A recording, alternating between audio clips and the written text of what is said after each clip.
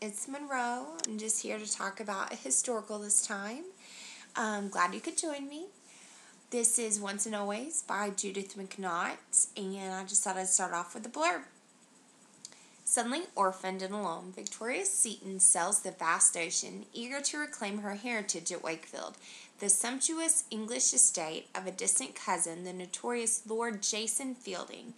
Bewildered by his arrogance, yet drawn to his panther-like grace, she senses the painful memories that smolder in his eyes. When he gathers her at last into his arms, arousing a sweet, incessant hunger, they wed and embrace by fierce, consuming joy. Free from the past's cruel grasp, then, in a moment of anguish, Victoria discovers the treachery at the heart of their love.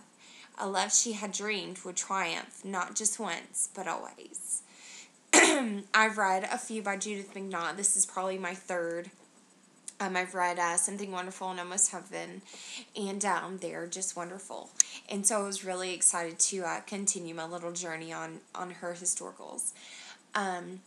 Once and Always is such a wonderful tale. It starts off, you meet Jason, and he's married to this horrible, horrible woman who has given him a child, and she cheats on him openly and everything, and what happens is she ends up leaving him. This is not really a spoiler. She ends up leaving him, and she is going to ransom their son, and so he'll have to give her money, and she can go and live the life she wants to. And she leaves on a ship, and it sinks, and she dies, and so does his beloved little boy, Jamie. And so that's his horrible past, Jason's. You meet Victoria, and her past is she lived in the country with this little family, and everything was perfect that you thought, and she had a sister, a mom, and a dad, and the parents end up dying, and something happens to their carriage, it gets overturned, whatever, and her sister have to get sent off to their relatives that will take them in. They end up getting split up, and she has to go with Jason's uncle, Charles, and Charles has it in his mind to set Jason and Victoria up.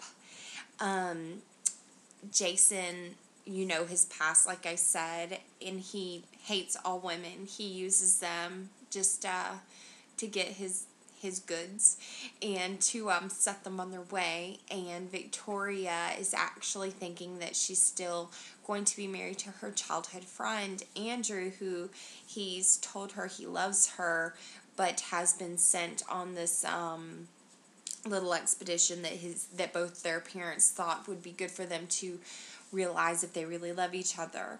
And so he is sent on this little expedition, and she's in England now thinking, well, Andrew's going to come for me, and she really doesn't care for Jason. In fact, she pretty much hates him, and he hates her. What ends up happening is that she finds out that Andrew has married his cousin. So she's really distraught. In between those times, her and Jason have these horrible encounters, and then they have these okay encounters. She's convinced that she wants them to be friends. They are, after all, cousins. So what happens is he ends up consoling her and then telling her, we're going to have to, you need to get married, blah, blah, blah. So what happens is they kind of start this quest of getting her married. And in the meantime, he's really wanting to marry her off because he's starting to have feelings for her. And of course, she's having feelings for him, seeing him as this, she doesn't know his past, but seeing that he probably has somewhat of a horrible past and that he probably needs her. Their Uncle Charles has a turn for the worst, and on his dying deathbed, he wants Jason and Victoria to marry, and so they reluctantly agree. So the whole story is about how they're getting past their obstacles of her trusting men again after being so jaded by Andrew marrying his cousin, and Jason getting past his ex-wife and his son's death, and him not trusting women because she did what she did and only married for money and just cheated on him all the time.